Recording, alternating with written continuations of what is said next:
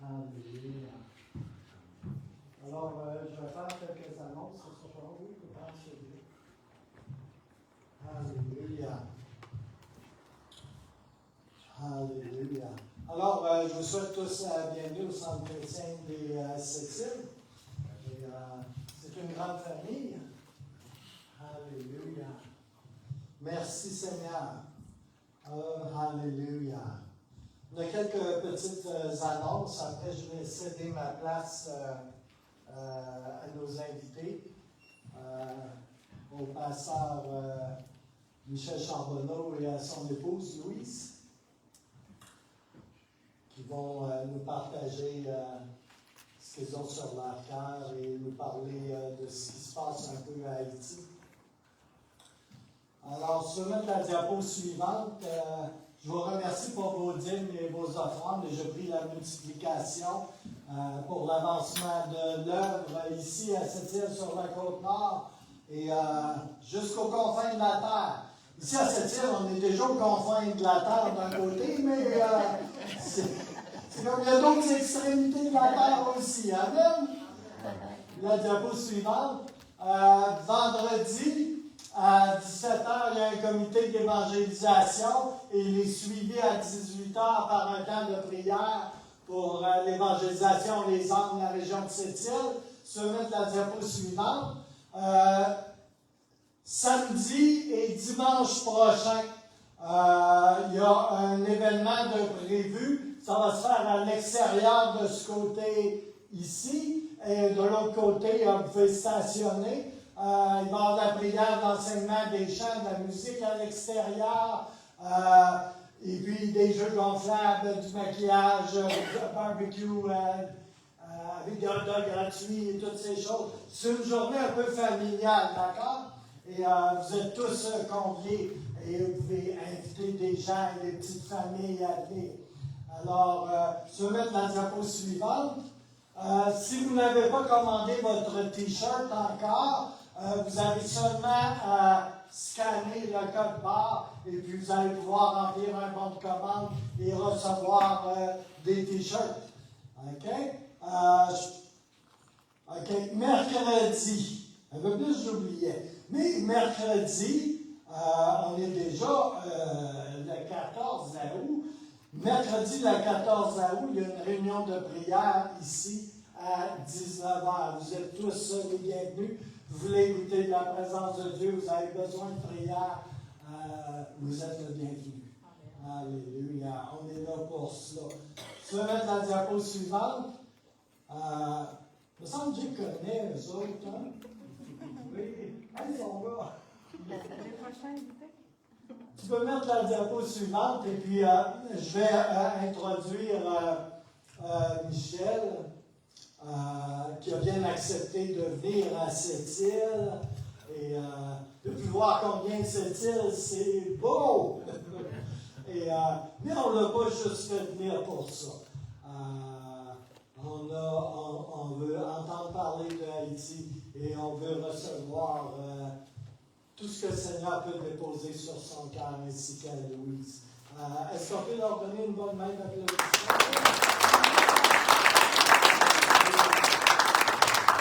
C'est comme un voyage la 7e quand même. Hein? Fait que si tu veux avancer, Michel.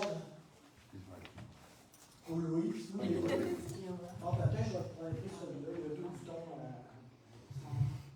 Bonjour tout le monde. En créole, c'est bonjour tout le monde. Il y a Timoun, grand Timoun. Et puis, nous, il y a toute qualité de Timoun. Et nous, voyons, j'avais parlé en créole aussi, parce que ça fait 27 ans, 28 ans, bientôt qu'on est en créole, donc on va changer de langue. Et on est arrivé en Côte d'Ivoire en septembre 1986. Et notre plus jeune fils est né en Ferké-Sédougou, au nord de la Côte d'Ivoire, au temps de l'Harmattan. Et c'était l'Harmattan, donc c'est le vent du désert du Sahara. Et puis, on était complètement étrangers quand on est arrivé. On ne connaissait personne, on ne savait pas. Et les gens nous ont dit ça, c'est un bon endroit pour aller. Et le lendemain de sa naissance, Maxime, il a eu une crise de paludisme. Et moi aussi. Et ça fut le début du paludisme, de la malaria. Et on a la première année, la maison de la mission américaine, parce qu'on était prêtés aux Américains, Assemblée de Dieu, ils cherchaient un couple qui parlait français, donc nous on parlait français, mais pas le même français qui était habitué non plus. Il a fallu qu'on s'adapte et qu'ils s'adaptent à nous aussi. Et la première année, on a tué 52 serpents dans notre cour. Et donc, c'était vraiment c'était la forêt équatoriale à côté de la maison. Et puis, Pasteur Michel il avait fait un arrangement avec le gardien. Il a dit, si madame te demande, est-ce qu'il y a des serpents ici? Eh bien, il dit, j'en vois pas. Mais il y en avait beaucoup. Et puis, on a engagé des hommes qui ont coupé la forêt tout autour sur 200 pieds. Je ne sais pas ça fait combien de mètres. Sur le côté droit, sur le côté en arrière. Il y avait toutes sortes de serpents. Mais on a pris la victoire. Un jour, les serpents, pour nous, c'était plus dangereux. On était habitués. Puis on s'est dit, bon, ça fait partie de la vie. Ouvrir les yeux et c'est tout. Il y avait un petit sentier qui conduisait à l'école de nos enfants. Et certains matins, quand Pasteur Michel était parti en brousse, j'allais les accompagner. D'autres fois, ils marchaient seuls. Puis un matin, il y a des gens qui ont tué un crocodile sur le sentier. Et puis un autre matin, Naomi, elle a marché sur un serpent. Mais ce qui me faisait plus peur, il y avait un homme qui était malade mental. De temps en temps, il rencontrait. Puis un jour, ils ont dit qu'ils ont vu aussi un buffalo sortir de la forêt. Je dis, voilà, on dirait qu'on est dans un film de science-fiction. Mais la vie était bien. Le ministère en Côte d'Ivoire, ça a été extraordinaire. Peut-être que Pasteur Michel va en parler tout à l'heure, en même temps qu'il va parler d'Haïti. Mais on a vraiment beaucoup aimé la Côte d'Ivoire. La seule raison qu'on a quitté, c'est que notre fille, elle a gradué de la 12e année dans une école américaine. Et puis après ça, c'était l'heure de retourner à la maison. Malheureusement, quand on est rentré au Canada, elle a eu des crises de paludisme qui ne semblaient pas du palu pendant 5 ans. Et comme les tests étaient négatifs, les médecins ont refusé de lui donner de traitement. Donc pendant 5 ans, à la fin, elle était en fauteuil roulant, tellement elle est devenue faible. C'était des crises de paludisme résistants. Et ça nous a pris du temps avant de nous réveiller, avant de se réveiller pour dire « va en médecine tropicale à Montréal ». Et elle est allée, puis ils ont donné le traitement. En Côte d'Ivoire, on ne s'occupait pas de ça, parce qu'on entre à la pharmacie, on dit on demande un traitement de paludisme et ils nous donnent tout de suite. Mais c'était vraiment triste pour elle. Elle s'est mariée au début de ses crises de paludisme. Elle a perdu 5 ans de sa vie, mais Dieu l'utilise maintenant bien puissamment. Elle prêche, elle a des visions prophétiques pour elle, puis elle travaille à temps partiel dans une église à temps plein pour une agence d'adoption. Mais Dieu était vraiment bon. La première année, j'ai eu 12 fois le paludisme. Et Pasteur Michel l'a eu 31 fois. Pas la première année, il l'a eu dans l'espace de 9 ans. Donc, il y a certaines fois qu'on hallucinait des serpents sur les murs, puis on souffrait de délirium, c'est ça que ça s'appelle. Et il y a des fois, j'ai dit au Seigneur, je préférerais mourir que d'avoir une autre crise de paludisme. Et ce qui est arrivé, c'est que je n'en ai plus jamais eu après 1989. Après 3 ans, ça a été une grosse crise, de la dernière. Je n'ai plus jamais souffert de paludisme. Et puis, le Seigneur est tellement bon. Vous savez, quand on est brisé, c'est là que Dieu agit. Je voudrais vous encourager ce matin d'abandonner pas votre assemblée. Si, vous savez, il y a des différences de culture. Quand on était en Côte d'Ivoire, la culture était différente. Mais on n'avait pas l'intention de dire, ah ben je vais rester à la maison dans mes pantoufles en pyjama. Non, on allait à l'église. Puis on chantait avec eux, puis on faisait comme eux. Parce que je vous encourage à vous fusionner ensemble, les différentes cultures. Et si votre pasteur, certainement vos pasteurs veulent que vous les aidiez, allez dire, pasteur, qu'est-ce qu'on peut faire pour vous aider? Et puis ils vont être contents. Et puis ça va être 2 cultures, 3 cultures, 4 cultures qui vont se mélanger ensemble, mais tout ensemble on sert le même Dieu, pas vrai? Que Dieu vous bénisse abondamment.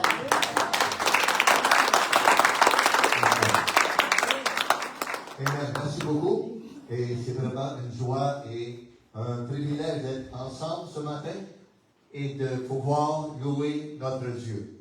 Gloire à Dieu. Et j'étais ici à cette île du temps du pasteur Daniel Loignon. J'étais venu en voiture pour saluer l'Assemblée, apporter la parole. Et du temps de Don Crown et Don et Betty. J'étais venu ici pour apporter la parole. Et Don a été un de mes bons amis. Don et Betty sont des gens qui ont beaucoup inspiré ma vie, qui ont vraiment marqué un désir à servir le Seigneur comme missionnaire. Gloire à Dieu. Ce matin, j'aimerais regarder avec vous, si vous voulez bien, dans la parole de Dieu. Et on va tourner ensemble, si vous voulez bien, dans Matthieu 28. Et dans Matthieu 28, le verset 19. Et le Seigneur nous dit dans Matthieu 28, 19, allez, faites de toutes les nations des disciples, les baptisant au nom du Père, du Fils et du Saint-Esprit, et enseignez-leur à observer ce que je vous ai prescrit. Et voici, je suis avec vous tous les jours, jusqu'à la fin du monde. Amen. Lorsque quelqu'un est sur le bord de la mort, lorsque quelqu'un affronte la mort et qu'il veut parler à ses enfants, par exemple, il ne veut pas faire de blague, il veut donner un message à sa famille. On regarde par exemple dans la parole de Dieu, lorsque Jacob, juste avant de mourir, a appelé ses 12 fils et a mis la main sur chacun et a donné une parole. C'était des paroles qui étaient sérieuses, qui ont suivi ces 12 fils au cours des années et des générations qui sont venues. Et Jésus nous dit, voici, je suis avec vous tous les jours. Et ça, c'est une parole qui doit être en avant des autres paroles. On doit commencer avec, voici, je suis avec vous tous les jours. Amen. Les bons jours, les mauvais jours. On va chez le médecin, il annonce un cancer. On va chez le médecin, il dit tout va bien. Il est avec nous. Amen. Il est avec nous. Et comment c'est important de ne pas oublier dans toutes nos difficultés. Il est avec nous. Je suis avec vous tous les jours jusqu'à la fin du monde. Et lorsqu'on est à servir le Seigneur, il est avec nous. Il est avec nous tous les jours jusqu'à la fin du monde. Et le Seigneur nous dit, allez. Dernièrement, j'étais en prière. Et lorsque j'étais en prière, et j'aime prier plus que toute autre chose. J'aime prier parce que je suis en amour avec Jésus. Je vis avec lui depuis des années et des années. Et je veux pas être loin de lui. Je veux être juste à côté de lui et vivre avec lui. Je veux profiter du meilleur que je peux avoir dans le temps avec Jésus. Je veux goûter tout ce qu'il a de bon pour moi et je veux apprendre de lui autant que je peux apprendre. Et pour cela, il faut, lui est avec nous, mais il faut que nous, on soit avec lui aussi. On doit être avec Jésus. Elle nous dit, allez. Et dernièrement, dans la prière, j'étais à voir une certaine vision où j'étais à un feu de circulation. Et lorsqu'on est venu à pied tout à l'heure, on a passé une lumière verte. Et on n'a pas passé la lumière rouge parce que la lumière rouge, on arrête. On a passé la lumière verte et on s'est dirigé vers ici. Et lorsque on arrive au feu rouge, on arrête. Et là, je voyais dans la vision que Dieu me donnait, deux jeunes hommes qui étaient chacun dans leur voiture, côte à côte, et qui étaient sur un feu rouge et qui attendaient le feu vert pour aller. C'était deux jeunes qui étaient un peu énervés et étaient dans le début de leur vie de conducteur. Et un des deux, celui qui était à gauche, pesait sur le gaz. Vroom, vroom, vroom. Et il voulait énerver un peu l'autre à côté pour avoir un petit départ de course. Et lorsque le feu a tombé vert, le jeune homme qui était à côté a démarré en vitesse et a fait crier les pneus. Et l'autre à côté est resté en place. Et le feu est tourné jaune, il était toujours là. Et le feu est tourné rouge, il était toujours là. Et quelqu'un est venu se mettre à côté dans l'autre ligne. Et lorsque le feu est tombé vert, l'autre personne est démarrée en arrière, les gens klaxonnaient. Et quelqu'un, un policier, a frappé dans la tête du jeune homme. Et il lui a dit, jeune homme, qu'est-ce que tu fais là? Le feu est vert, tu dois aller. Tu dois aller. Mais le jeune homme dit, mais monsieur l'agent, je ne sais pas où aller. Je ne sais pas où aller. Et Dieu nous appelle, chacun d'entre nous, à aller. Le feu est vert. On doit avancer. Et en avançant, on va découvrir le chemin que Dieu veut nous montrer. Amen. On a besoin d'avancer. De ce place, c'est pour un temps de réflexion avec le Seigneur. Mais quand la porte ouvre, on doit aller. Tout à l'heure, vous parliez d'évangélisation formidable. Dieu veut vous utiliser. Dieu veut que chacun travaille à l'évangélisation. Il nous dit, allez, allez et faites de toutes les nations des disciples. Et je dirais, j'aimerais changer pour vous le mot disciple pour le mot ami. Allez, faites de tous des amis. Amen. C'est difficile d'amener au Seigneur quelqu'un qu'on n'aime pas. C'est difficile, c'est légal, c'est selon la loi d'évangéliser pour gagner des âmes perdues. Selon la loi, on n'a pas beaucoup de fruits. Dans le sens que on va arriver devant quelqu'un et on va lui dire, est-ce que tu sais que tous son péchés sont privés de la gloire de Dieu? Est-ce que tu sais que le salaire du péché, c'est la mort? Et la personne va se sentir accusée. Elle ne va pas voir l'amour du Seigneur et elle ne va pas donner sa vie au Seigneur. Elle va tourner les talons et elle va aller. La Bible nous dit que l'on reconnaît un disciple à son amour. Et comment, lorsque je gagne des gens au Seigneur, comment j'aime voir les gens comme des amis.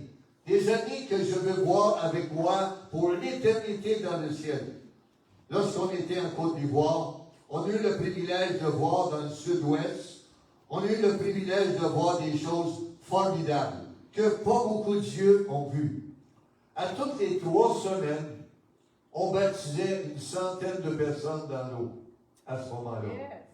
À toutes les 3 semaines, on passait la nuit en prière. On débutait la réunion à 8 heures le samedi soir. On était peut-être 1000, 2000, 3000, 5000 personnes dans un champ quelque part.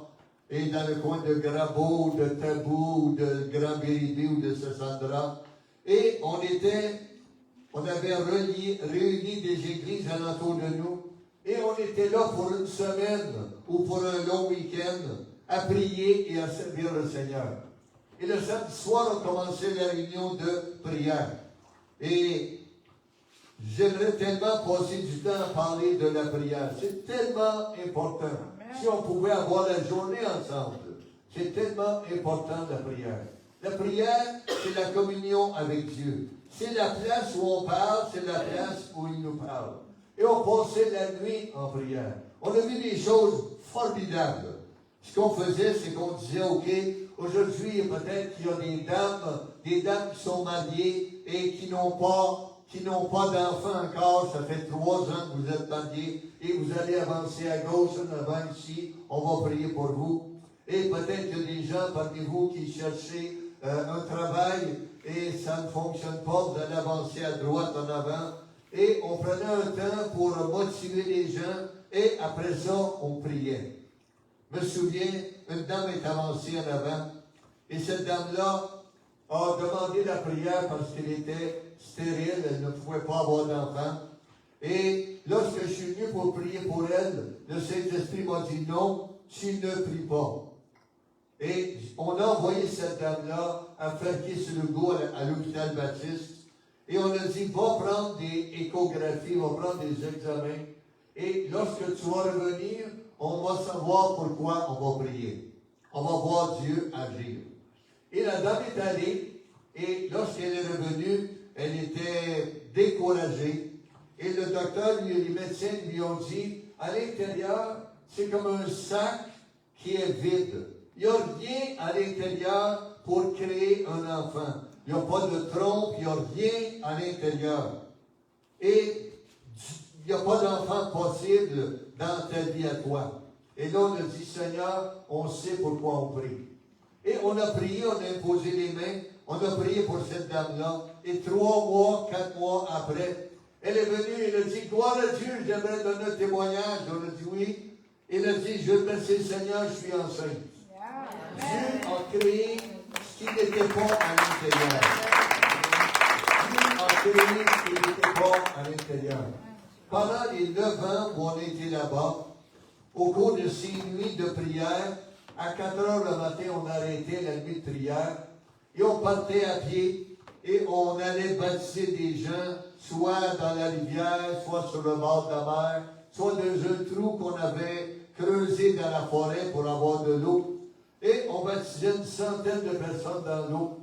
On revenait à l'église et là on prenait un déjeuner, on se douchait, on se baignait. Et ensuite, on retournait à l'église pour 8 heures le matin pour avoir notre réunion de 8 heures à midi. On présentait 10, 15, 20 enfants au Seigneur toutes les 3 semaines. Et on priait pour les gens, on prenait la communion ensemble. Et c'était formidable de voir Dieu agir. Et je me souviens un jour, il y avait à la sortie de l'église, dans la région de Négréboué, il y avait une dame qui était là.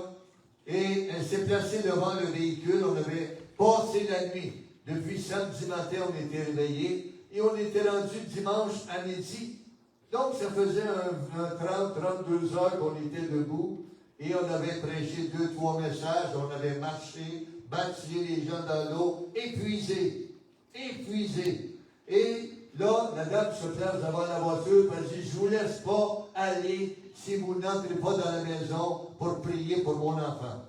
Et les pasteurs, l'interprète qui était avec moi, ont commencé à parler. J'ai dit, bon, ça va. On prie, on s'en va. Et on est rentré dans la maison, on a vu un petit enfant qui avait peut-être 5-6 ans, qui était couché sur un lit, et il était paralysé les 2 bras, les 2 jambes. Il n'avait jamais bougé. Il était intelligent, il nous a dit bonjour et il a fait un sourire. Et là, on a prié pour lui. Et on a prié pour lui afin que Dieu puisse le guérir. Et on s'est levé, on est parti.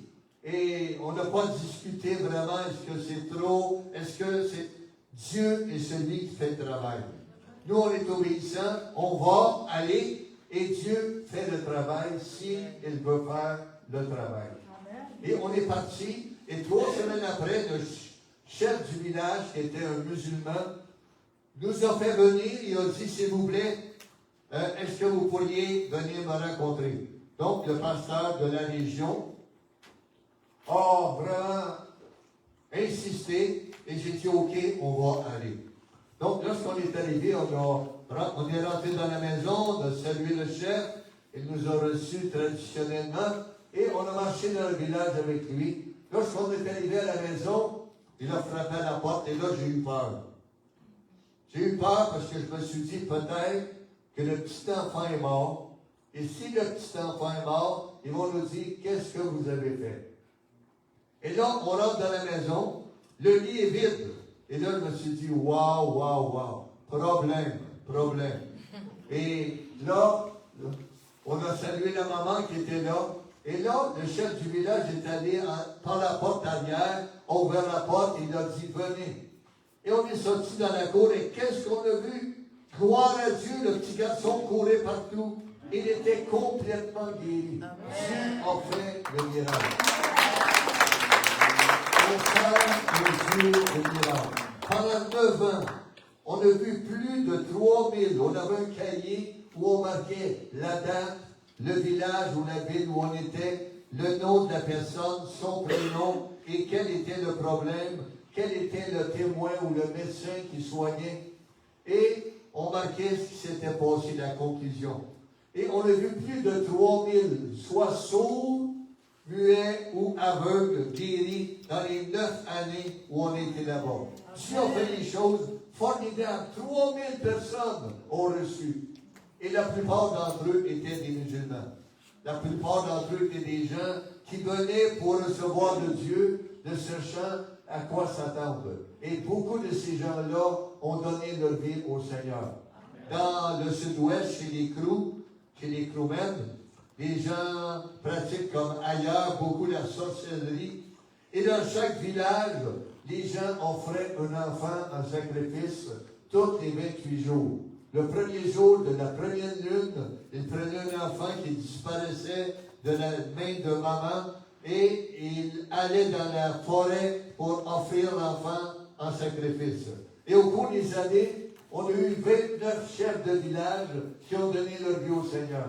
Et qui ont dit, il n'y aura plus de sacrifice humain dans notre village, le sang de Christ est suffisant. Gloire à Dieu. Dieu a changé tellement de choses. Dieu a béni tellement. À un moment donné, le président Félix Houphouët-Boigny nous a fait appeler. Il est venu nous chercher à San Pedro avec son avion privé pour nous amener au palais. Et où est-ce qu'il y avait des crocodiles alentour de l'île et ils descendent le pont et on est rentré dans la maison et avec le ministre des Affaires du culte et ils nous ont reçus à manger. Et ils nous ont vraiment remercié, du travail qu'on faisait avec les Crewmen, de ce qu'on donnait le meilleur de nous-mêmes avec eux et ils nous ont honorés et ça a été un temps vraiment formidable. Et par la suite, après 9 ans là-bas, on est rentré au Canada pour 1 an. Et là, on a visité des églises pendant 1 année, Nouveau-Brunswick, Nouvelle-Écosse, Île-du-Prince-Édouard, Québec et Ontario. Chaque jour, j'étais sur la route avec la voiture, 125 000 km dans 1 année. Et on a visité les églises, donné de bonnes nouvelles de ce que Dieu faisait et demandant la prière. Et on est parti pour Haïti. Haïti, c'était un autre monde. Les gens, oui, même couleur, et les gens ne mangent pas la même chose.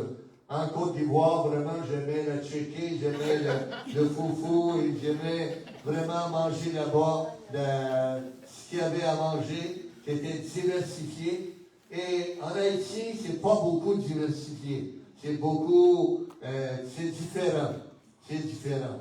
Et on bénit Seigneur du privilège qu'on a eu d'être là où nous sommes à Port-au-Prince.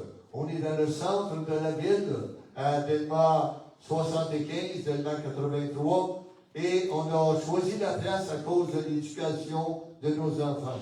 Donc on était près de l'école américaine, ils pouvaient aller à pied, et ça nous sauvait vraiment des temps importants pour le transport. On a débuté une église pour les enfants et jamais j'avais travaillé avec les enfants auparavant. En Côte d'Ivoire, on avait peut-être 41 000 personnes dans le sud-ouest qui avaient donné leur vie au Seigneur.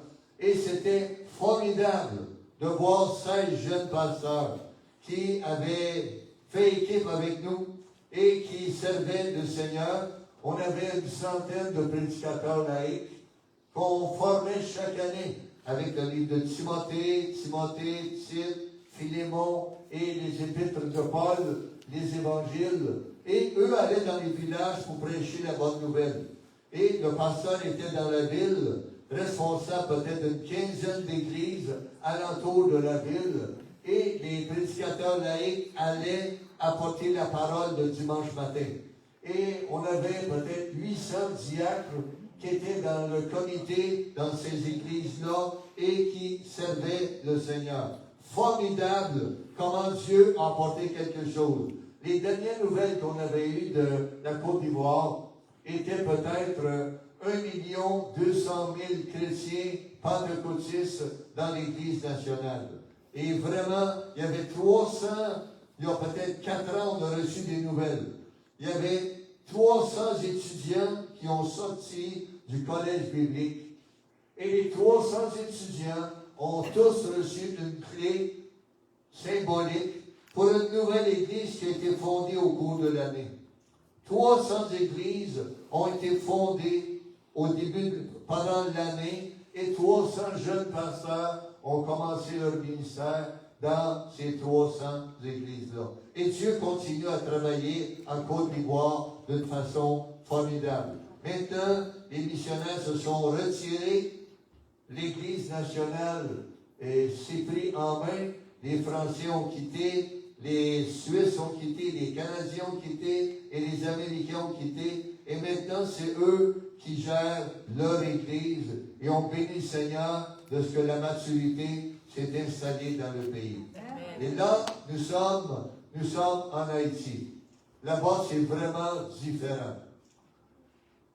C'est de la violence, et de la violence, et de la violence. Et c'est spirituel. C'est vraiment le diable qui veut tenir le pays dans fait noir, dans les ténèbres. Et on doit prier pour la liberté dans le pays. On regarde depuis que nous sommes là, ça va faire 28 ans demain que nous sommes en Haïti. Et c'est toujours violence, violence, coup d'État, assassinat du président. Et vraiment, c'est difficile. C'est difficile. On a vécu des années avec de grandes manifestations où les gens rentrent dans des supermarchés, des grands centres commerciaux, brisent tout, volent tout, et le pauvre propriétaire vient de perdre tout ce qu'il y avait sur les tablettes. Et le lundi matin, la semaine d'après, eux s'attendent, la population, que le patron va nous servir bien au même prix. Et ils ne réalisent pas qu'ils viennent de prendre des millions de dollars au propriétaire et que ce monsieur-là, tout ce qu'il faisait, c'était de servir la population. Et là, il a tout perdu. Tout perdu. Et là, il doit s'endetter avec les amis pour recommencer son commerce. Donc, on a depuis 3 ans, le 7 juillet 21, le président a été assassiné. C'était un bon président. Un homme qui travaillait beaucoup pour le pays, qui faisait un travail formidable pour les agriculteurs. Notre assiette dépend des agriculteurs. Si eux cultivent des carottes, on a quelque chose à manger. Donc, le président travaillait pour améliorer l'état des routes afin que la nourriture arrive dans la capitale et qu'on puisse avoir de la bonne nourriture. Et les gens de la ville, la capitale, étaient vraiment en colère parce que les projets du gouvernement n'étaient pas pour la ville, mais pour la campagne. Et ils ont tué le président. Et depuis ce jour-là, c'est la violence. Actuellement, l'année passée, on a eu 121 policiers qui ont été assassinés dans le pays. 121 policiers, hommes et femmes, ont perdu leur vie pendant le travail.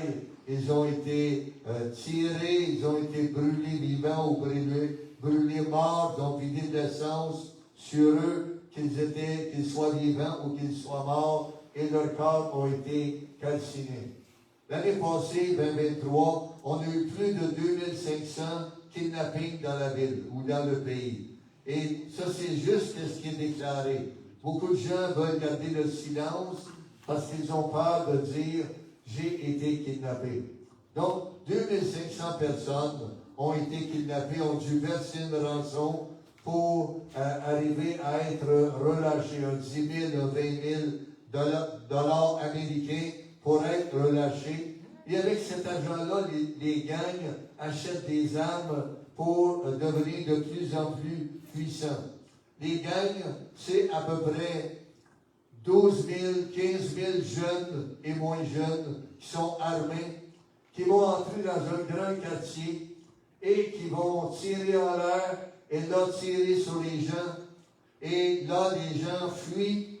Actuellement, on a 500 à 600 000 personnes qui sont déplacées, qui ont quitté leur maison pour leur sécurité et qui sont venus soit vers la campagne, sont sortis de la ville, ou ils sont venus au centre de la ville où nous sommes et ils se sont réfugiés pour sauver leur vie. Et les gangs rentrent dans les maisons, pillent, volent tout ce qu'ils peuvent, mettent de l'essence, allument le feu. Et lorsqu'ils allument le feu, les toits des maisons qui sont en tôle, la tôle fond. Et là, c'est évident que la pluie va rentrer dans les maisons et c'est une destruction totale. Donc, il y a de grands quartiers où il n'y a plus personne qui habite. C'est trop dangereux. C'est trop dangereux. Et on arrive avec l'école. Nous avons une école avec 700 enfants à peu près. Et je suis le directeur de l'école. J'ai fondé l'école il y a 15 ans de cela. Et on va entreprendre notre 15e année au mois de septembre. On a 52 personnes qui travaillent à plein temps dans l'école et qui sont là pour gagner leur vie, mais pour aider les enfants et former les enfants. Donc, on a une infirmière, on a des gens qui donnent la nourriture, il y a des gens qui vendent la nourriture à la récréation. Et on a eu une année formidable. Pendant 12 jours, on est obligé de fermer l'école à cause de l'insécurité. Il y a 2 grands pénitenciers et qui ont été brisés. Les gangs ont brisé les portes des pénitenciers et 5000 prisonniers se sont évadés. Imaginez 5000 personnes qui s'évadent, qui sont sur la rue maintenant dans la capitale. Donc, on a dit aux enfants, vous restez à la maison, c'est trop dangereux. On va attendre que les choses se calment, parce que si un détenu, les policiers ouvrent le feu, et s'il y a des enfants qui sont là, c'est juste malheureux pour les enfants. Les enfants vont tomber. Donc, on a dit, vous restez à la maison pour 2 semaines et 2 jours. Et on a repris l'école, et on a terminé le dernier jour du mois de juin. On veut remercier le Seigneur. Cette année, 1000 écoles ont été fermées dans le pays. 1000 écoles, imaginez, 1000 écoles, s'il y a 150 enfants, ça fait 150 000 enfants qui n'ont pas pu aller à l'école cette année, ou qui n'ont pas pu terminer leur année à l'école. Et Dieu nous a gardés toute l'année. On n'a pas perdu une personne qui est décédée, ni un enfant, ni un parent. On n'a pas eu un membre de personnel ou sa famille qui ont été kidnappés. Dieu nous a gardés toute l'année et ont béni le Seigneur de Seigneur. Vraiment, c'est formidable. C'est formidable. Et beaucoup de directeurs d'école ont été kidnappés. Beaucoup de directeurs d'école ont perdu la vie. Et des écoles ont été brûlées.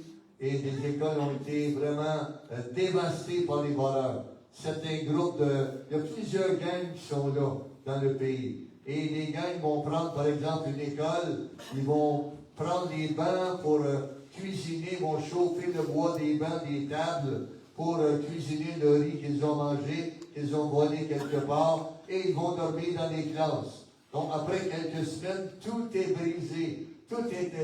Ils ont arraché les potes pour prendre le bois pour cuisiner. Et tout est à refaire. Tout est à refaire. Et on bénit le Seigneur de ce qu'il nous a gardés, protégés cette année. Et s'il vous plaît, priez pour nous afin que ça puisse continuer et ce n'est pas fini. Donc, le 26 mars, on est sorti de Port-au-Prince. La ville est entourée par les gangs. C'était impossible de sortir. L'aéroport était fermé. Et les gangs ont tiré sur un avion qui allait à Cuba.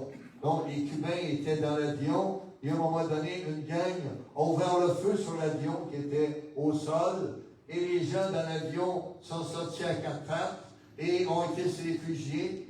Et ça a été le dernier vol avant que l'aéroport soit réouvert. Donc, on était pris à l'intérieur, comme en prison, si on veut.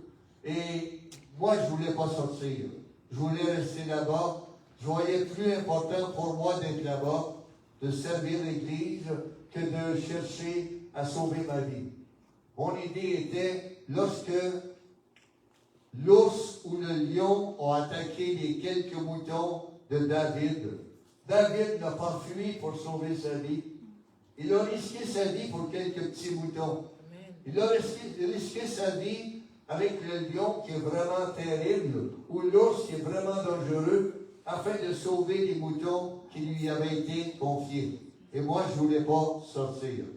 Et finalement, les gens de la mission nous ont laissés libres, mais ont tellement mis de pression que pour garder la paix avec eux, pour ne pas être comme des rebelles avec l'autorité, on a accepté de sortir.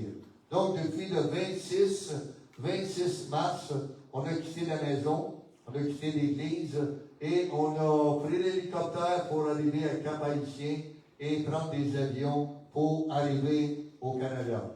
À peu près chaque jour, on est en contact avec eux par téléphone et on a des vidéoconférences avec les directeurs ou avec le comité de l'Église pour aider, pour diriger, pour garder la main sur l'œuvre que Dieu nous a confiée. On a eu l'année passée alentour de 5000 personnes qui ont été déclarées mortes avec balles dans le pays. 5000 personnes ont perdu la vie et autant de personnes ont été blessées par balles. Et c'est terrible parce que les gens arrivent à l'hôpital, ils ont reçu 2, 3, 4 cartons, 2, 3, 4 balles. Ils n'ont pas 5 sous dans leur poche, ils n'ont rien et là l'hôpital doit les soigner. Et les gens n'ont rien, donc ils ne peuvent pas payer. Donc l'hôpital est devant un défi. On soigne les gens, on sauve leur vie et on paye l'hôpital, on paye de notre poche ou on les laisse mourir parce qu'ils n'ont pas d'argent. Donc, beaucoup d'hôpitaux aujourd'hui ont fermé la porte parce qu'il n'y a plus d'argent, il n'y a plus de médicaments, il n'y a plus d'anesthésie. Et les hôpitaux sont de plus en plus rares, plus en plus difficiles à trouver maintenant. Beaucoup de médecins ont été kidnappés et les médecins ont fui vers l'étranger, vers les États-Unis, afin de sauver leur vie et d'être en sécurité. Donc, cette année, on a peut-être 100 personnes par jour qui perdent leur vie et une centaine de personnes par jour qui sont blessées par balle. On a 5 à 6 millions de personnes qui souffrent d'une grande faim actuellement. 5 à 6 millions sur 12 millions de la population qui souffrent vraiment d'une grande faim. Beaucoup de jeunes et de moins jeunes mangent un repas tous les 2 jours. Une journée, ils ont un repas, le lendemain, ils ne mangent pas. Le lendemain, ils ont un repas, le lendemain, ils ne mangent pas. Et les gens sont affamés, les gens ont faim. Donc, ça fait lever le milieu de criminalité, le niveau de criminalité. Les gens ont faim. Les gens ont faim. Il y a quelques années de cela, peut-être 10 ans, 12 ans de cela, avant le tremblement de terre, on nourrissait des jeunes, beaucoup de jeunes, 2 fois par semaine. Dans l'année, on donnait 150 000 repas chauds par année. 150 000 repas de riz, de fèves, de pois et de légumes ou quelquefois de poissons. Des boîtes de poissons, des boîtes de thon, des boîtes de saumon. Et on nourrissait les enfants. On avait un budget qui était de 48 000 $ canadiens par année que les Canadiens donnaient à la mission pour nous. Et avec cela, on travaillait. Pendant le COVID, ça a été dur pour vous et ça a été très dur pour nous. L'argent ne rentrait plus, 1. Et 2, on ne pouvait plus s'asseoir avec 1000 enfants, 1500 enfants pour donner à manger. C'était trop dangereux. D'avoir 15 enfants autour d'une table, c'était comme criminel. Donc, on a dit, on ne peut pas asseoir les jeunes ensemble comme cela. On va créer une épidémie et on va perdre beaucoup de jeunes. Donc, on a arrêté de nourrir. Arrêter de nourrir veut dire arrêter de faire des rapports, arrêter, suspendre de donner des nouvelles au Canada. Et les gens au Canada ont répondu. Ils ont arrêté de donner de l'argent. Et là, on est à peu près à 12 000 $ par année de rentrée pour nourrir les enfants. Autrefois, on nourrissait avec du riz, avec des pois, et on donnait un bon... Tu manges et 2 heures après, tu es encore plein, tu n'as pas encore digéré. Maintenant, on donne du macaroni, et le macaroni, 2 heures après, c'est passé, c'est digéré, et les jeunes ont encore faim. Donc, s'il vous plaît, priez avec nous. Priez avec nous que Dieu parle à quelqu'un, à travers le pays. Priez avec nous que Dieu puisse parler au cœur de quelqu'un qui va généreusement donner et nous aider avec les finances pour le programme de nutrition. On a, avec les gens qui se sont déplacés, on a énormément, avec les gens qui ont perdu l'école, leur école, de besoins en autour de nous pour mettre des jeunes à l'école. Donc, cette année, on espère prendre 130 nouveaux et les mettre à l'école avec nous. On a vraiment un excellent niveau de l'école.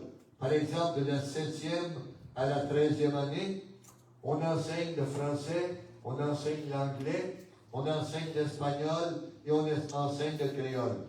On a 2 heures par semaine dans chaque langue et les jeunes apprennent 4 langues pendant les 7 années de 7e année à la 13e.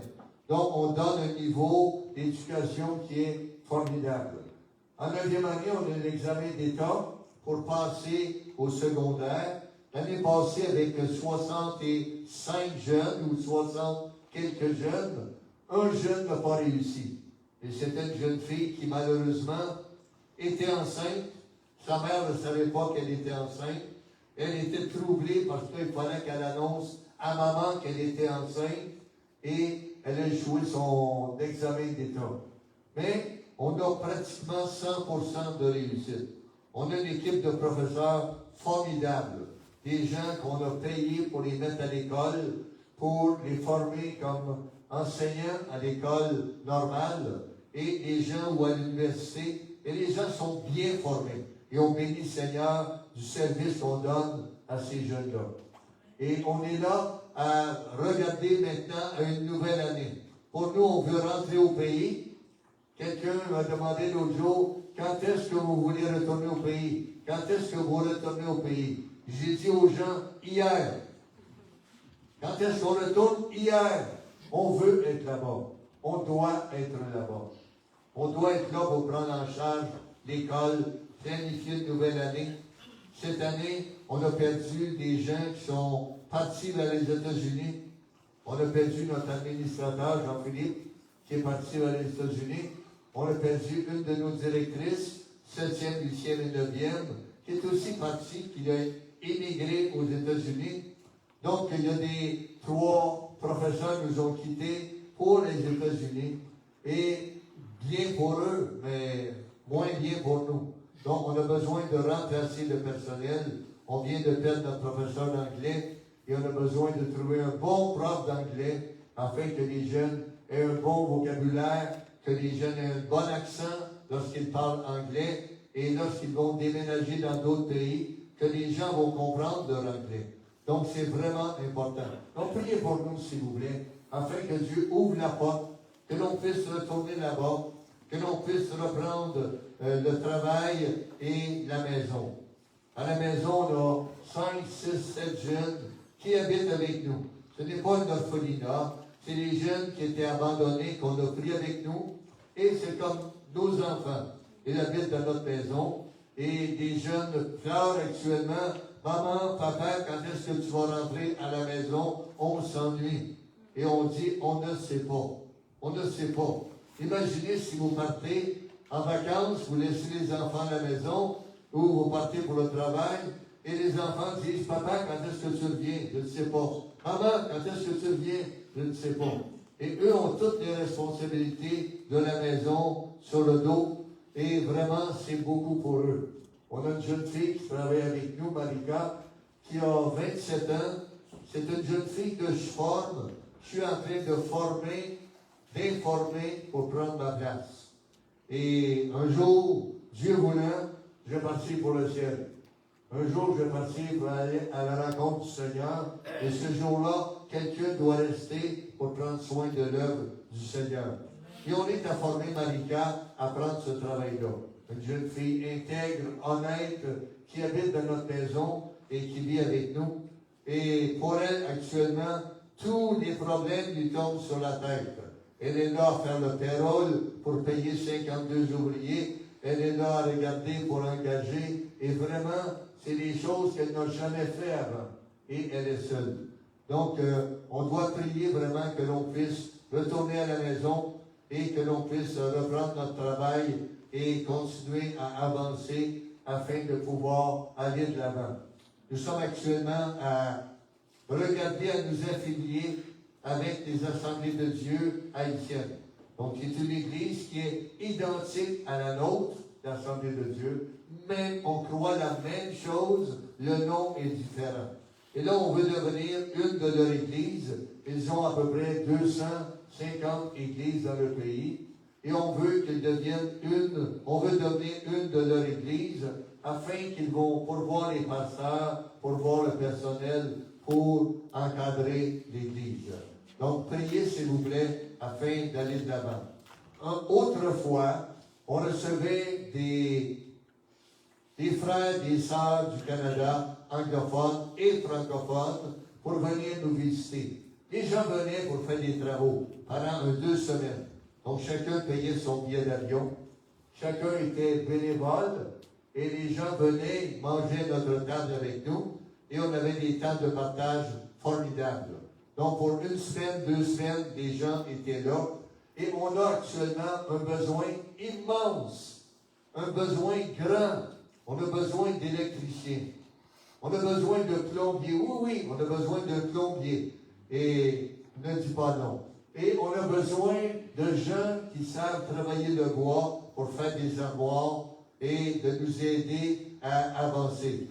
On a une école maternelle, par exemple, un coin pour la maternelle, 3 étages, et on doit mettre des toilettes pour le personnel, des toilettes pour les petits garçons, des toilettes pour les petites filles dans une autre chambre, et d'avoir sur le toit de la bâtisse la cour de récréation. Donc, on veut mettre un filet de serre sur le toit, et on veut que ce soit la cour de récréation des enfants, où ils vont être protégés des grands qui courent, qui tirent le ballon, et où les jeunes ne vont pas avoir de chance ou de problème pour être en sécurité. Donc, s'il vous plaît, priez pour vous, afin que Dieu vous parle, et que vous veniez. Il y a des gens qui viennent pour faire des camps avec nous.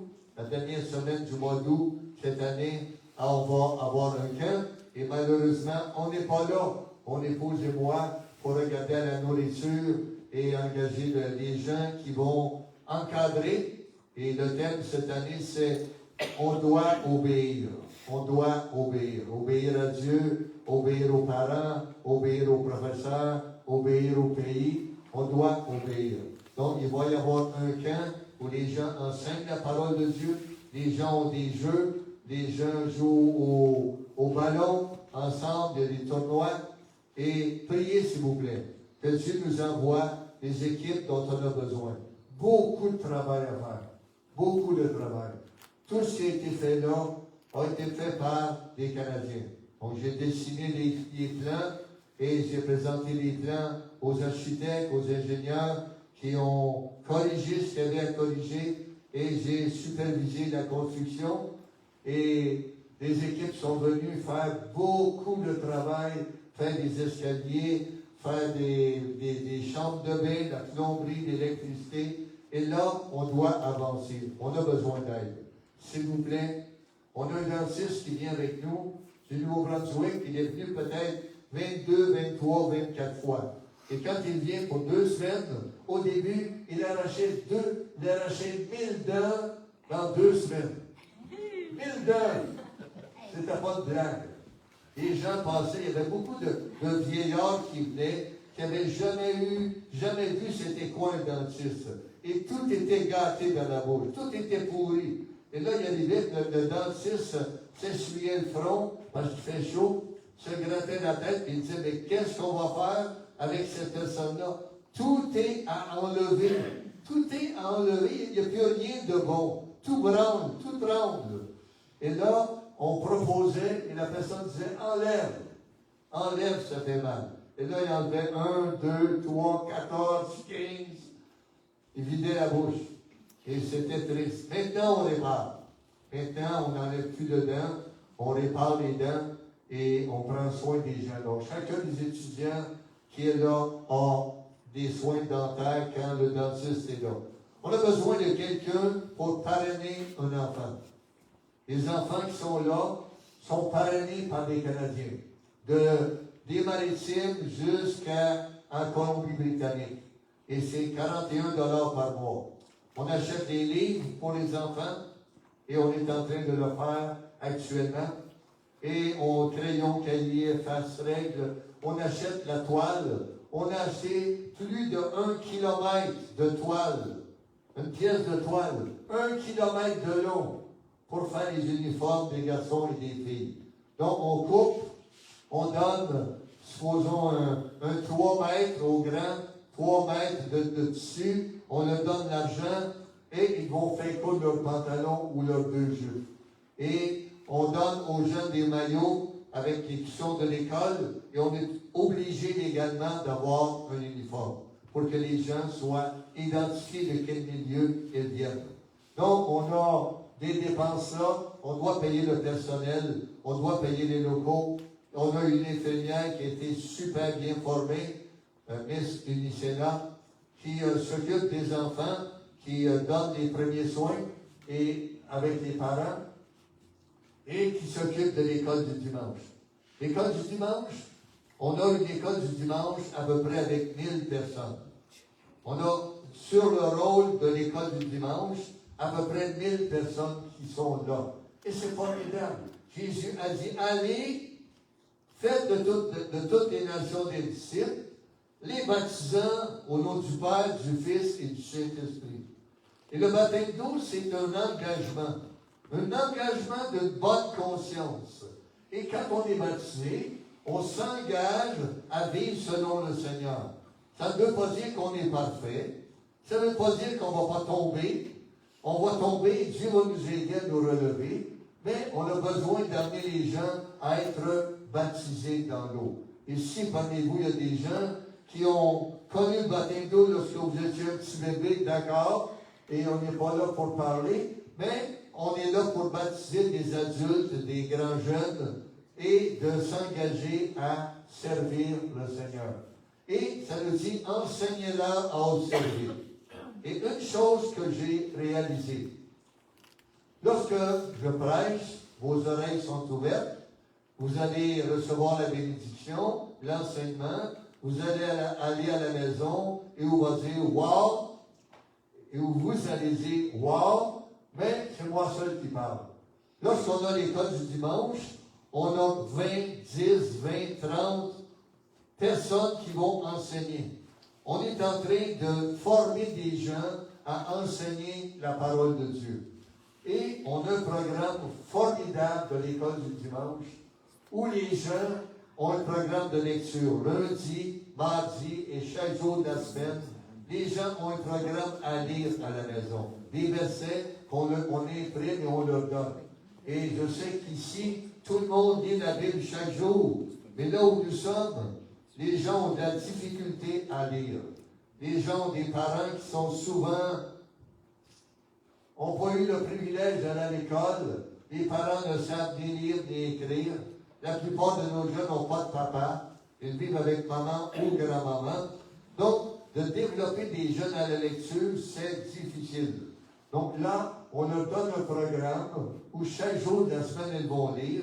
Et le dimanche matin, c'est un peu la revision de la lecture de la semaine avec un enseignement biblique. Et c'est formidable de voir des jeunes qui se donnent à enseigner et d'autres jeunes qui se donnent à aller. Donc, l'école du dimanche, 7h30 le matin, on commence le culte de l'école du dimanche jusqu'à 8h20. Et 8h20, après 50 minutes, on a fini l'école du dimanche.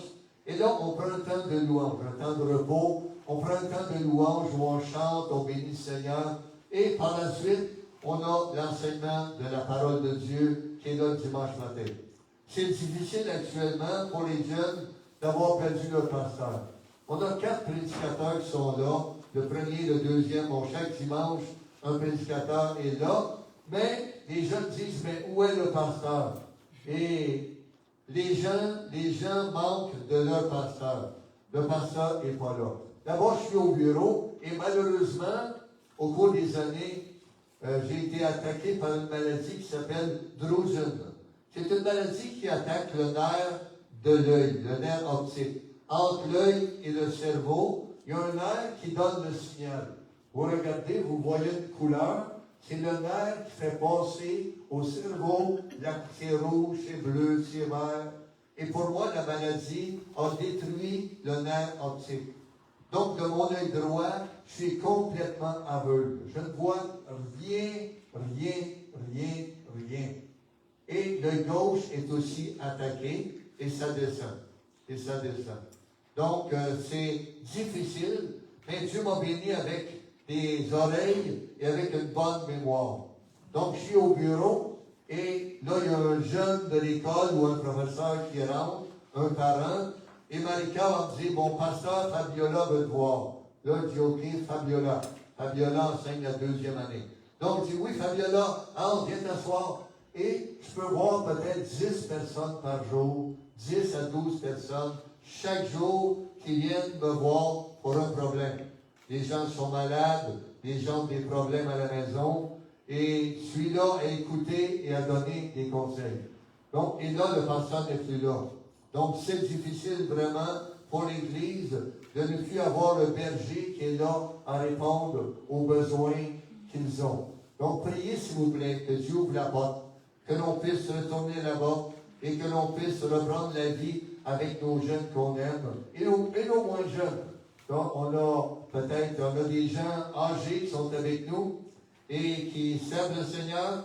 L'école du dimanche, pour nous, c'est des 2 ans à 92 ans. On a le lieu des 12-92, c'est les 12 ans à 92 ans. Et quelqu'un a dit passe pour pasteur, passe, P-A-S, un abrégé. On dit passe 92, c'est vieux. On ne pourrait pas mettre 72, 12-72. Il dit non, si vous mettez 12-72, moi je ne suis pas dedans. Donc il faut que je sois dedans, il faut que je sois un élève de l'école du dimanche aussi. Donc, on va mettre 12,92, j'ai quelques années encore. Donc, il faut que je me sente dans la gang, il faut que je me sente dans l'équipe. Et Dieu bénit abondamment. On est content de servir le Seigneur, malgré les yeux qui ne sont pas là, malgré l'âge qui avance, malgré la santé, quelquefois, qui donne des manquements. Mais on bénit le Seigneur et on ne voudrait pas être ailleurs. Vous savez, pour moi, il n'y a pas d'âge pour servir le Seigneur. Il y a des gens qui disent, oh, je suis fatigué, je vais prendre ma retraite. Si vous travaillez pour le monde, je suis bien d'accord. Si vous travaillez pour le Seigneur, je ne suis pas d'accord. Et on n'a pas de retraite avec Jésus. Jusqu'à ce qu'il vienne nous chercher, on est à servir avec les forces qu'il nous donne. Va avec la force que tu as. Va avec la force que tu as. Et j'aimerais vous apporter une pensée de quelqu'un. S'il vous plaît, si vous voulez persévérer jusqu'à la fin, si vous voulez tenir ferme dans le Seigneur jusqu'à la fin, jusqu'à ce qu'il vienne vous chercher, engagez-vous. Dites au pasteur, je veux servir le Seigneur. Pas je veux prêcher, je veux servir le Seigneur. Où est-ce que je peux t'aider? Et peut-être que le pasteur va dire, bon, on a besoin de quelqu'un pour réparer la toiture, on a besoin de quelqu'un pour prendre des champs, on a besoin de quelqu'un pour l'école du dimanche, on a besoin de quelqu'un pour nettoyer la pièce, on a besoin de quelqu'un pour évangéliser. Et comment c'est formidable. Dernièrement, j'étais à Saint-Hyacinthe, on habite là-bas, on est de Saint-Hyacinthe, et on était dans une place commerciale, et j'ai dit à mon épouse, s'il te plaît, chérie, stationne-moi sur un banc. Comme une voiture qu'on stationne. Stationne-moi sur un banc et continue à faire tes courses. Et je me suis assis sur un banc, et là, je priais le Seigneur. Je dis, Seigneur, envoie quelqu'un. Envoie quelqu'un que je puisse parler de toi quelqu'un qui a besoin d'être encouragé. Et au bout de 2 minutes, est arrivée une dame, essoufflée. Elle dit, est-ce que je peux m'asseoir? Je suis fatiguée. Je dis, madame, asseyez-vous. Et la dame s'est assise. Et elle dit, c'est terrible. C'est terrible. Avec mon âge, le meilleur est passé. Et là, je me suis dit, ça, c'est la porte ouverte. Elle a dit, le meilleur est passé. Et j'ai dit, c'est triste pour vous que le meilleur soit passé. Pour moi, le meilleur est à venir. Amen. Et là, elle dit, comment le meilleur est à venir? Elle dit, j'ai 91 ans. Elle dit, mais vous n'êtes pas jeune. Comment pouvez-vous dire que le meilleur est à venir? Et là, j'ai dit, vous savez, je m'en vais quelque part. Je m'en vais quelque part où il y a du vin délicieux qui ne saoule pas. Je m'en vais quelque part où il y a des mets succulents, des repas formidables, un festin. Je m'en vais quelque part où il n'y a pas de souffrance, où il n'y a pas de mort, où il n'y a pas de tristesse. Je m'en vais quelque part où ça va être formidable, on va manquer de rien, on va avoir nos yeux, nos oreilles, on va être parfait. Et c'est là que je m'en vais. Et c'est formidable. Le meilleur est à venir. Le meilleur est à venir. Et quelques minutes après, sa fille est arrivée. Et sa fille avait peut-être 60 ans. Je ne voyais pas, mais avait peut-être 60 ans. Parce que maman avait 91. Et elle a dit à sa fille, « Wow, tu as manqué quelque chose. Si tu avais entendu comment monsieur est intéressant. » Et là, je disais, dans ma tête, je disais merci pour le compliment. Et sa fille dit, mais qu'est-ce que vous avez à dire? Et j'ai reparti la machine. J'ai reparti la machine. Et à la fin, les deux dames ont dit, s'il vous plaît, oubliez-nous pas. Oubliez-nous pas. J'ai dit, je vais prier pour vous. Je vais prier pour vous afin que Dieu vous rencontre. Afin que Dieu change vos vies. Et peut-être que les gens parmi nous ce matin, vous avez été invités à venir pour voir quelqu'un qui voyage. Et on a vu peut-être dans notre vie une 50aine de pays où on est allé. Et on bénit Seigneur du privilège qu'on a de vivre avec les gens de la société qui est défavorisée. Et peut-être que vous ne connaissez pas, vous n'avez pas fait la paix avec le Seigneur.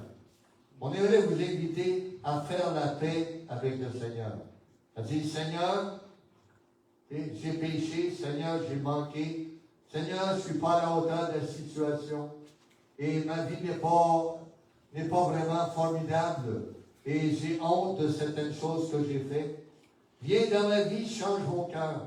Change ma vie, change mes pensées.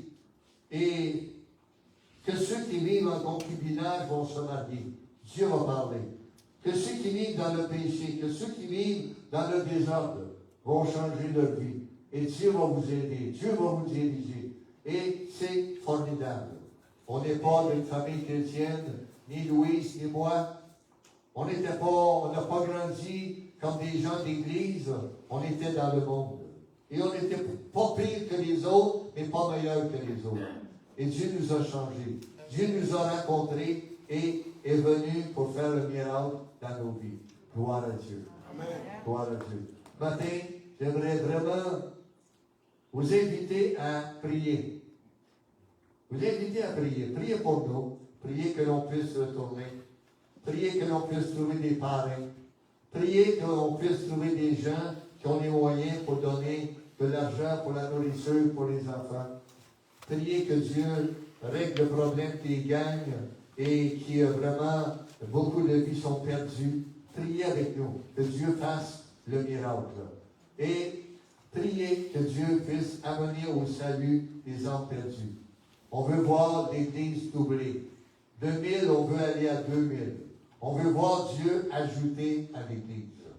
Et priez pour votre Église. Priez pour votre pasteur, son épouse. Priez pour les gens qui vous entourent. J'aimerais vous donner comme défi de prier pour le maire, son conjoint, leurs enfants. De prier pour le chef de police, son conjoint, les enfants. Et tous ceux qui travaillent avec eux. De prier pour le directeur de l'hôpital et de la santé, leurs conjoints et leurs enfants.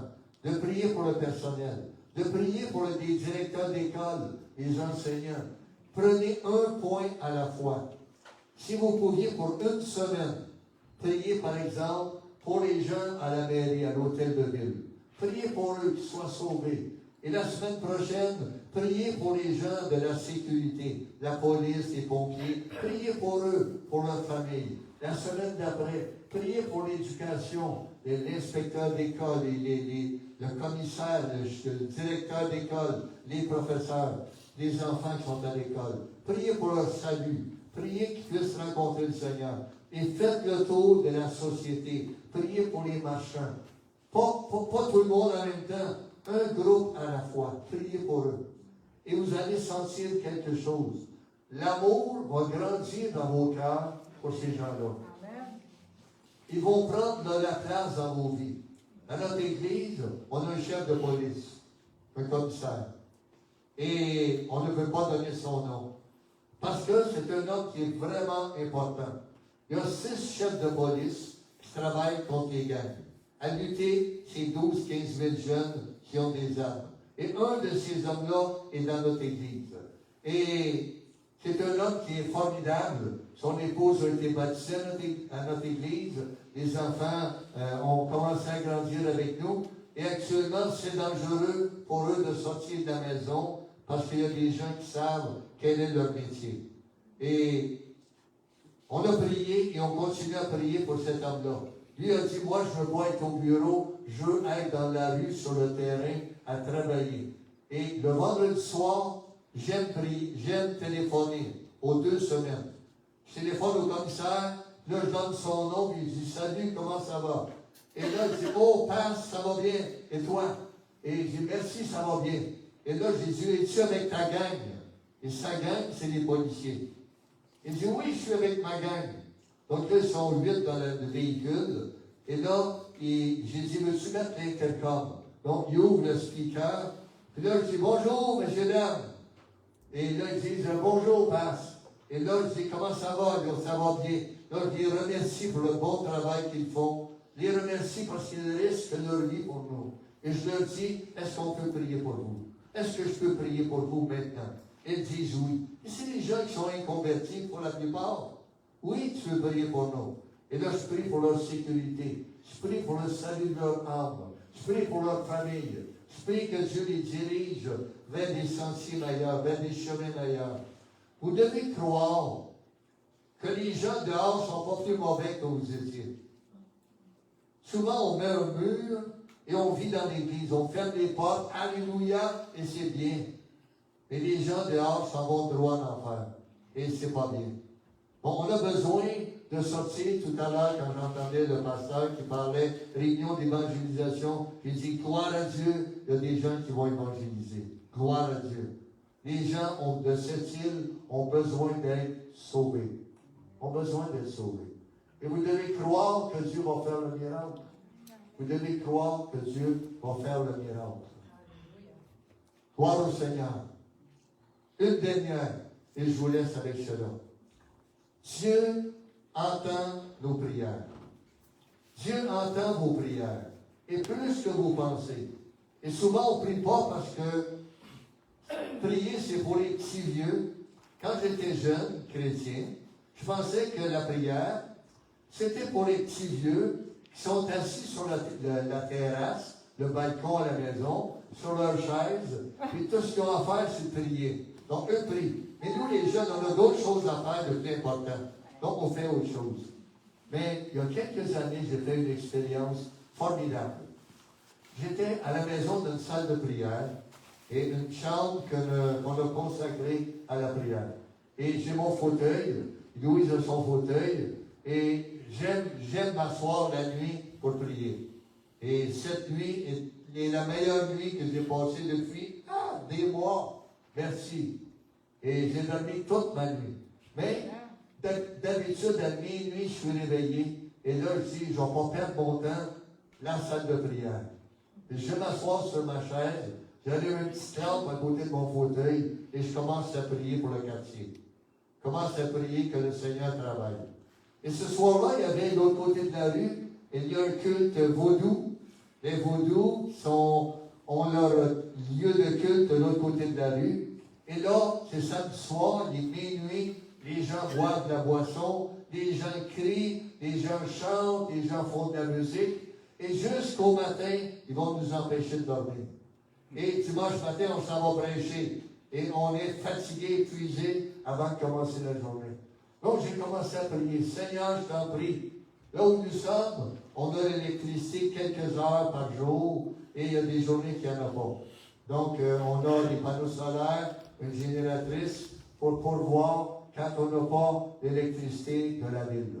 Et là, j'étais à prier, Seigneur, fasse que la génératrice puisse étouffer, soit plus capable de passer la génératrice, que chacun s'en aille à la maison et que nos voisins puissent dormir.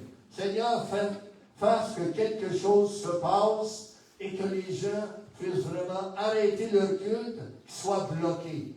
Et je parlais pas fort, personne ne pouvait m'entendre, personne ne pouvait me voir. J'étais assis dans le fond de mon fauteuil et je priais le Seigneur.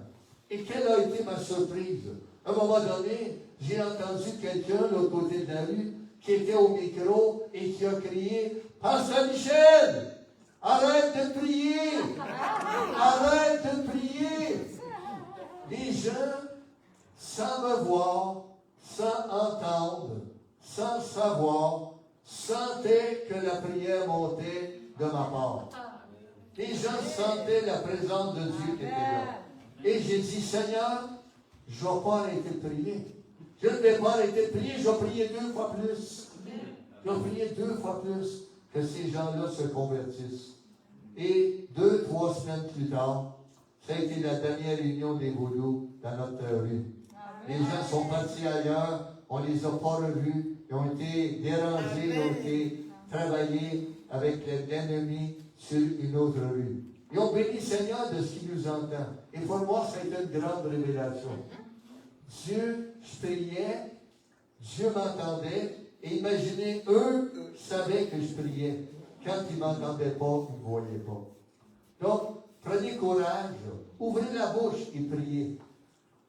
J'aimerais vous encourager à ne pas, trop souvent, on est tourné vers nous-mêmes, puis on prie pour nous.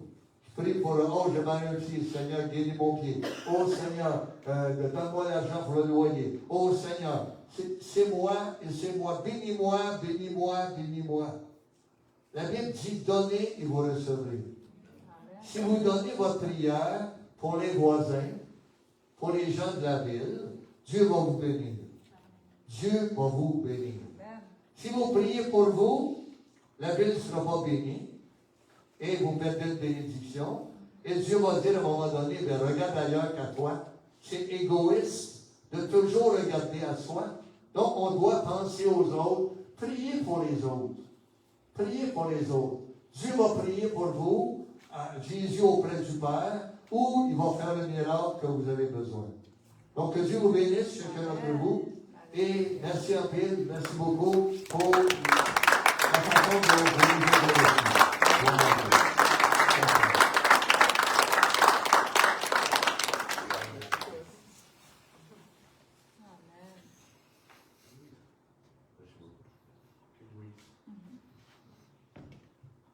Alléluia. Je vais te demander quelque chose, Gabriel, pour remettre la slide, la diapo des dîmes des offrandes. C'est pas parce que je veux que vous donniez à l'Église, mais je vous encouragerais, si vous désirez supporter l'œuvre à Haïti, sur cette diapositive-là, par une couple de places, je parle à ceux qui connaissent peut-être pas ce mode de fonctionnement-là. Par Interact, là, vous pouvez donner pour l'œuvre à Haïti en donnant à l'Église et en mentionnant où est-ce qu'il y a une note que c'est pour Michel et Louis Charbonneau ou pour l'œuvre à Haïti. Désignez votre don sur Interact. Et puis, si vous n'avez pas de téléphone intelligent, Il y a un panier en osier, là, vous pouvez mettre un chèque ou remplir une enveloppe de dîmes et vous pouvez donner. Si vous voulez vous engager à plus long terme et sur une base régulière, je vous encouragerai à le faire également. Et puis, je pense qu'on peut vous communiquer l'information. Allez en parler à Stéphanie, qui est notre trésorière, et puis elle va s'occuper de vous, vous diriger là-dedans. Et puis, vous allez avoir des reçus de dîmes et offrandes également. Et puis, je vous remercie pour, si vous voulez, France avait des enveloppes.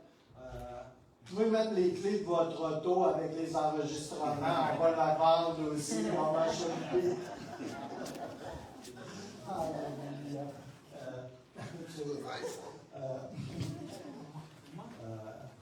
Je vais terminer avec un mot de prière. Et puis, je vous remercie de votre attention ce matin, de votre flexibilité aussi. On a eu recours à la louange en ligne, tout ça. Tout est tout à fait correct. On ne fait pas les choses ici pour juste pour.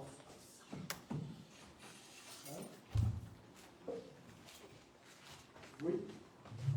Puis avant que Michel et Louise partent, on va prier pour eux également. Alors, je bénis Annie qui est là. Alléluia. Et je prie, je relâche la guérison sur sa vie. Le Seigneur est bon, puis il s'occupe de toi comme il s'occupe de nous également. On est affligés de diverses façons. Et puis, mais comme le pasteur Michel disait, il s'occupe de nous. Et il n'y a pas de meilleure chose à savoir que de savoir que le Seigneur est là tout le temps, dans les bons jours, dans les mauvais jours. Quand on se sent bien, quand on se sent mal, il est toujours là. Il est tellement fidèle. Je vous inviterais peut-être à vous lever ce matin et peut-être que vous ne connaissez pas le Seigneur comme étant votre sauveur personnel. Et j'aimerais, si c'est le cas, Michel en a parlé tantôt, c'est la plus belle chose qui soit. C'est pas une religion, là. C'est comme des religions, mais il y en a des milliers sur la planète. Mais connaître Jésus, inviter Jésus dans sa vie, ça c'est quelque chose. S'engager à suivre Jésus, ça c'est quelque chose. On n'est pas ici pour faire une religion plus. On est ici parce que le Seigneur est bon. Il n'y a pas de hasard. Si Dieu vous a conduit ici ce matin, c'est qu'en quelque part, là, il veut titiller votre cœur. Il veut entrer dans votre vie. On chantait après-midi, ce matin, tu es avec moi. Tu es avec moi et moi je suis avec toi. Et ça, c'est l'essentiel. Le Seigneur vous aime à 100%. Et puis, nous, on désire l'aimer à 100%. On n'est pas toujours dans notre meilleur. Hein? Je n'ai pas peur de confesser ça. Là. Je ne suis pas tous les jours dans mon meilleur. Mais le Seigneur est bon. Et j'ai cette confiance en lui, qu'il ne me rejette pas, qu'il ne m'abandonne pas, qu'il ne me délaisse pas. Alléluia. Jésus est Jésus. Il était Jésus hier, il est Jésus aujourd'hui, il est Jésus demain. Et il est pour moi. Il est en ma faveur. Oh, alléluia. Ce qu'il a fait à la croix, là, c'est la chose la plus merveilleuse qui soit. La mort n'a pas su le garder. Il est allé à la croix pour prendre mes péchés, pour prendre mes maladies. Il a fait le chemin ultime. Pour que moi je puisse savoir ce qui lui était dû à lui, qui était sans péché, qui était Dieu. Il a fait tout le chemin. Alléluia. Alléluia. J'ai seulement à reconnaître que j'ai besoin de lui. Peut-être que je fais ma vie comme je veux. Et puis, mais il y a plus que cela. Il y a plus que ce petit bout de chemin qu'on fait sur la terre en pensant souvent qu'on est tout seul. Oh, alléluia. Il y a tellement tellement plus que ça. Il y a l'amour de papa dans le ciel. Certains d'entre nous, on n'a peut-être pas eu un papa comme on aurait voulu, ou pas de papa du tout. Puis le Seigneur ne vous veut pas orphelin. Il est prêt à vous adopter ici et maintenant. Si vous invitez Jésus dans votre cœur, si vous reconnaissez que Jésus est mort pour vos péchés afin que vous ayez la vie éternelle. Oh, alléluia. Il a fait tout le chemin pour ça. Son sang est parfaitement efficace pour vous laver de vos péchés. En lui est la vie. Et il veut communiquer la vie à quiconque s'approche de lui. La volonté de Dieu, c'est que tous soient sauvés. Qu'aucun ne se perde. C'est pour ça qu'il a envoyé Jésus. Oh, alléluia. Alors, je vous inviterai à fermer vos yeux ce matin. Je ne veux pas exposer personne, tu sais, mais si en quelque part, il y a un vide en vous qui a besoin d'être rempli, probablement que ce vide-là a la forme de quelqu'un. Jésus. Il est le puzzle qui manque, l'espace vide qu'il y a dans ta vie. C'est lui. C'est lui. Alléluia. Et je vous inviterai, si vous aimeriez connaître Jésus comme votre ami. J'ai beaucoup aimé ce que Michel a dit à propos de disciple, de changer le mot de disciple par ami. Vous savez, moi, je ne suis pas forcé de suivre Jésus. Oui, je suis un esclave de Christ. Moi, je confesse, je suis un esclave de Christ. Je suis un disciple de Christ, très certainement. Je suis quelqu'un qui suit Jésus. Oh, alléluia. Mais vous savez quoi? Je vise bien mieux que ça. Je veux être l'ami de Dieu. Amen. Oh, alléluia. Il n'y a rien de plus extraordinaire que ça. Oh, alléluia. Alléluia. Tu peux être disciple, c'est cool. Mais être ami de Dieu, ami de Jésus, et que Jésus soit notre ami, ça ne parle pas de religion, hein? Ça parle de tellement plus, de tellement mieux. Alors, je vous inviterai à fermer vos yeux ce matin. Alléluia. Et à juste vous ouvrir vos cœurs devant le Seigneur ce matin. Il est ici, il est vivant. La mort n'a pas su le garder. Oh, alléluia. La mort ne nous gardera pas plus qu'elle ne su le garder lui. Soyez assurés de cela. Oh, alléluia. Alléluia. Et je vais juste faire une courte prière ce matin. Et ce n'est pas la prière qui va vous sauver, c'est ce qu'il y a dans votre cœur. Si vous désirez le rencontrer, le connaître, devenir son ami, qu'il devienne le vôtre. Vous pouvez l'exprimer de diverses façons, mais c'est la chose la plus capitale de votre vie. C'est la meilleure décision que vous puissiez prendre, que ça aille bien ou que ça aille mal. Oh, alléluia. Alors, si vous voulez juste répéter après moi cette prière, oh, alléluia. Et peut-être qu'on pourrait la faire tous à voix haute et que tout le monde puisse être à l'aise ce matin. Oh, alléluia. Alléluia. Si vous voulez répéter après moi. Seigneur Jésus, j'aimerais tellement que tu deviennes mon ami. Ici maintenant, je reconnais que j'ai vécu ma vie comme je le voulais, à bien ou à mal. J'ai fait tout ce que je voulais et beaucoup de ce que je voulais pas. Mais je reconnais que tu es allé à la croix pour moi. Pour mes péchés, mes manques. Et je confesse ce matin que tu es le Fils de Dieu, que tu es le Fils de Dieu, que tu as donné ta vie pour moi. que tu as donné ta vie pour moi. Et je te reconnais.